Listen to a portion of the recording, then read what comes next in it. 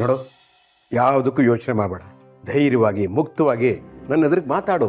ಹೇಳೋಕದ ಅಪ್ಪ, ನಾನು ಹೇಳೋ ವಿಷಯ ಕೇಳಿ ನೀವು ಗಾಬರಿ ಆಗಬಾರ್ದು, ಕೋಪ ಮಾಡ್ಕೋಬಾರ್ದು.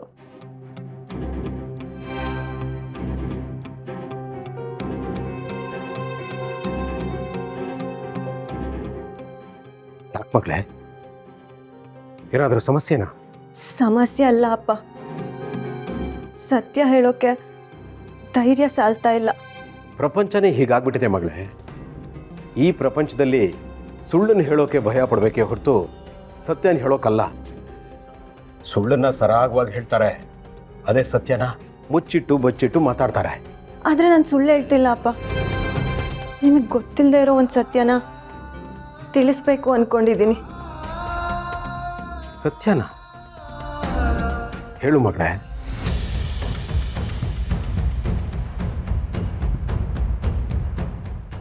ಅಪ್ಪ, ನೀವು ಅಂದ್ಕೊಂಡಿರೋ ಹಾಗೆ ಈ ಮನೆಗೆ ಮಗುನ ಕರ್ಕೊಂಬಂದಿರೋದು ನನ್ನ ಗಂಡ ಅಲ್ಲ.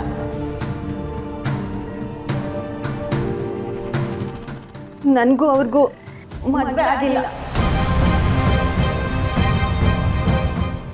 ಸಾನ್ವಿಗೆ ಅವರು ಅಪ್ಪ ಅಲ್ಲ.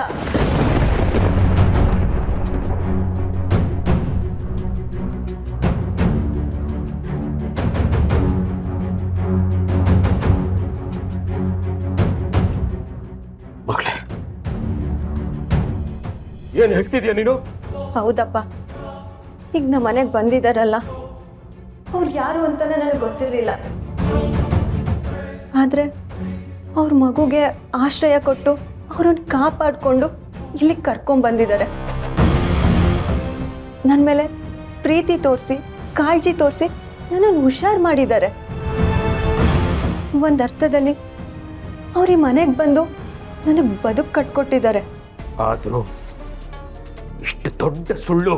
ಇಲ್ಲ ಅಪ್ಪ, ಅವ್ರು ತೋರಿಸಿರೋ ಕಾಳಜಿ, ಅವ್ರು ತೋರಿಸಿರೋ ಪ್ರೀತಿ ಇದ್ಯಾವುದು ಸುಳ್ಳಲ್ಲ. ಅವ್ರ ಒಳ್ಳೆ ಗುಣಕ್ಕೆ ನಿಜವಾಗ್ಲೂ ನನ್ನ ಮನಸ್ಸು ಕರಗಿದೆ ಅಪ್ಪ. ಈ ಹಿಂದೆ ನಾನು ನಂಬಿ ಮದುವೆ ಆಗಿದ್ದ ಹುಡುಗ ನನಗೆ ಮೋಸ ಮಾಡಿ ಹೊರಟೋಗ್ಬಿಟ್ಟ. ಈಗ ಅವ್ನು ಎಲ್ಲಿದ್ದಾನೆ, ಹೇಗಿದ್ದಾನೆ, ಏನು ಮಾಡ್ತಿದ್ದಾನೆ ಅಂತ ನನಗೆ ಯಾವುದೂ ಗೊತ್ತಿಲ್ಲ ಅಪ್ಪ. ನಿಮಗೆ ಹೇಳಿದೆ, ನಾನು ಅವನನ್ನು ಮದುವೆ ಆಗಿದ್ದಕ್ಕೆ ನನ್ನ ಜೀವನಕ್ಕೆ ಇಷ್ಟು ದೊಡ್ಡ ಶಿಕ್ಷೆ ಕೊಟ್ಟಿದ್ದಾನೆ. ಅದಾದ್ಮೇಲೆ ನನಗೆ ಜೀವನನೇ ಇಲ್ಲ, ನನ್ನ ಜೀವನೂ ಹೋಗ್ಬಿಡ್ಲಿ ಅಂದ್ಕೊಂಡೆ. ಆದರೆ ಅಷ್ಟರಲ್ಲಿ ನನ್ನ ಬಾಳಿಗೆ ಬೆಳಕಾಗಿ ಬಂದಿದ್ದು ಇವರು ಅಪ್ಪ. ನನಗೆ ಗೊತ್ತಿಲ್ಲದೆ ನಾನು ಅವರನ್ನು ಇಷ್ಟಪಡ್ತಿದ್ದೀನಿ ಅಂತ ಅನ್ನಿಸ್ತಿದೆ ಅಪ್ಪ. ಆದರೂ ಅವ್ರ ಮುಂದೆ ನನ್ನ ಪ್ರೀತಿನ ಹೇಳ್ಕೊಳ್ದೆ ನಾನು ಮದುವೆ ಆಗಬಾರ್ದು ಅಲ್ವಾ ಅಪ್ಪ? ಈ ಸತ್ಯಗಳನ್ನೆಲ್ಲ ನಿನ್ನಿಂದ ಮುಚ್ಚಿಟ್ಟು ಈ ಮದುವೆ ನಡಿಬಾರ್ದು ಅಲ್ವಾ ಅಪ್ಪ? ಈಗಾಗಲೇ ನಿನ್ನಿಂದ ನನ್ನ ಪ್ರೀತಿ, ನನ್ನ ಮದುವೆ ವಿಷಯ ಮುಚ್ಚಿಟ್ಟಿದ್ಕೆ ನನ್ನ ಜೀವನನೇ ನರ್ಕ ಆಗೋಗಿತ್ತು. ಇನ್ಮೇಲೆ ನನ್ನ ಮನಸ್ಸಲ್ಲಿ ಏನೇ ಇದ್ರೂ ನಿಮ್ಮ ಹತ್ರ ಹೇಳ್ಕೋಬೇಕು ಅಂದ್ಕೊಂಡೆ. ಅದಕ್ಕೆ ಹೇಳ್ತಾ ಇದ್ದೀನಿ. ಅವ್ರನ್ನ ಮದುವೆ ಆಗೋದಕ್ಕೆ ನಾನು ಮನಸ್ಫೂರ್ತಿಯಾಗಿ ಒಪ್ಕೊಂಡಿದ್ದೀನಿ ಅಪ್ಪ. ನನಗೆ ಆಶೀರ್ವಾದ ಮಾಡಿ ಅಪ್ಪ.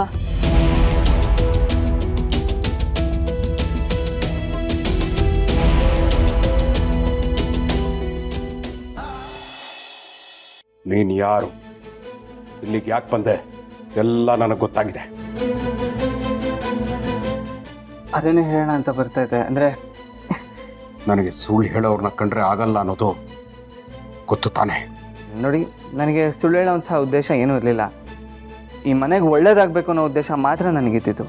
ನನ್ನ ಮಗಳು ನನಗೆಲ್ಲ ವಿಷಯ ತಿಳಿಸಿದ್ದಾಳೆ. ನಿಜವಾಗ್ಲೂ ನೀನು ಒಳ್ಳೆ ಹುಡುಗ. ನಿನ್ನಂಥ ಒಳ್ಳೆ ಹುಡುಗ ನನಗೆ ಅಳಿಯನಾಗಿ ಸಿಗಬಾರ್ದಿತ್ತ ಅಂತ ಅಸೂಯೆ ಆಗ್ತಿದೆ. ನನ್ನ ಮಗಳನ್ನು ಮೋಸ ಮಾಡಿ ಓಡ್ ಹೋಗಿರೋನು ಅವನು. ಅವನ ಹೆಸರಿತ್ತ ಬೇಡ. ಆದ್ರೆ ನೀನು ಗೊತ್ತು ಗುರು ಇಲ್ಲದೆ ನನ್ನ ಮನೆಗೆ ಬಂದು ಇಡೀ ನನ್ನ ಮನೆಗೆ ಸಂತೋಷ ತಂದವನು. ಈಗ ಹೇಳ್ತೀನಿ ಕೇಳು. ನೀನು ಹೇಳಿರೋ ಸುಳ್ಳುಗಳೆಲ್ಲ ಸತ್ಯ ಆಗಬೇಕು. ನೀನು ನನ್ನ ಮಗಳನ್ನ ಮದುವೆ ಆಗಲೇಬೇಕು. ಅಲ್ಲ ನಾನು ಮದ್ವೆ ಬೇರೆ ಮಾತು ಬೇಡ. ನೀನ್ ನನ್ನ ಮಗಳನ್ನ ಮದುವೆ ಆಗ್ತಿದ್ಯಾ ಅಷ್ಟೇ. ಇದನ್ನ ನನ್ನ ಕೋರಿಕೆ ಅಂತನಾದ್ರೂ ತಿಳ್ಕೊ, ಬೆದರಿಕೆ ಅಂತನಾದ್ರೂ ತಿಳ್ಕೊ. ಇದು ನನ್ನ ತೀರ್ಪು ಅಷ್ಟೇ.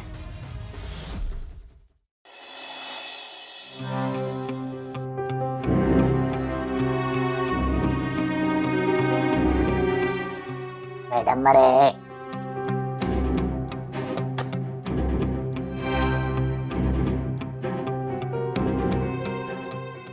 ಮೇಡಮರೇ, ಆರಾಮಾಗಿದ್ದೀರಿ ತಾನೇ? ಅಲ್ಲ ಇವಮ್ಮ ನಾನು ಕೊಟ್ಟಿರೋ ಸ್ಪ್ರೇಗೆ 24 ಗಂಟೆ ದಬಾಕಬೇಕಾಗಿತ್ತು.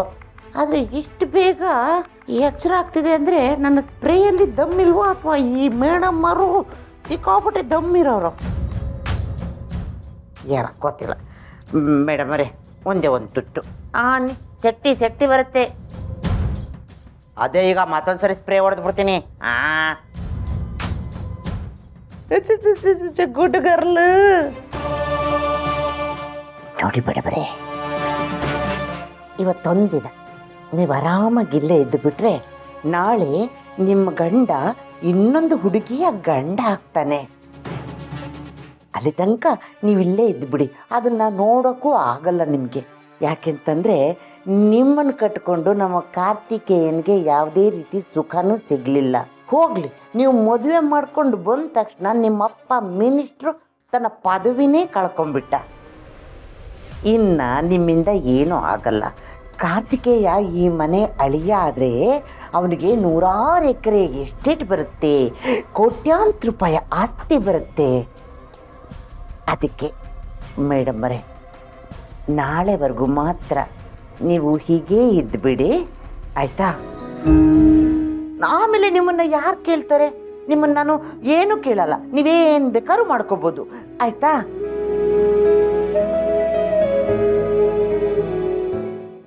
ಇದೊಂದು ಲಾಸ್ಟು, ಮತ್ತೆ ಸ್ಪ್ರೇ ಮಾಡ್ಬಿಡ್ತೀನಿ ಅಷ್ಟೇಗ. ಬರಲಾ? ಅಲ್ಲ, ನಾನು ಇವಮ್ಮನ್ನ ಹಿಂಗೆ ಬಿಟ್ಟು ಹೋದರೆ ಇವಮ್ಮ ತಪ್ಪಿಸ್ಕೊಂಡು ಹೊರಗೆ ಬಂದ್ಬಿಟ್ಟು ಎಲ್ಲ ಸತ್ಯ ಆಗ್ಬಿಟ್ರೆ, ಕಾರ್ತಿಕೇಯ ಏನಾದರೂ ಇವಮ್ಮನ ಹುಡ್ಕೊಂಬಂದ್ಬಿಟ್ರೆ ಚಾನ್ಸೇ ಇಲ್ಲ. ನಾನು ಕಾರ್ತಿಕೇಯನ್ನ ಇಲ್ಲಿಗೆ ಬರೋದಕ್ಕೆ ಬಿಟ್ಟರೆ ತಾನೇ, ನಾನು ಬಿಡೋದಿಲ್ಲ. ನಾನು ಹಠಮಾರಿ ಕೊಂತಮ್ಮ. ಮೇಡಮರೇ, ಕಣ್ಣು ಮುಚ್ಕೊಂಡು ಮಲಗಿ. ಜೋ ಜೋ ಲಾಲಿ ನಾ ಹಾಡುವೆ, ಮೇಡಮರೇ ನಿಮ್ಮನ್ನ ಮುತ್ತಾಡುವೆ. ಮಕ್ಕಳಿ ಹಂಗೆ ಮಕ್ಕಳಿ ಅಲ್ಲಾಡಬಾರ್ದು, ಹೇಳಿರ್ತೀನಿ.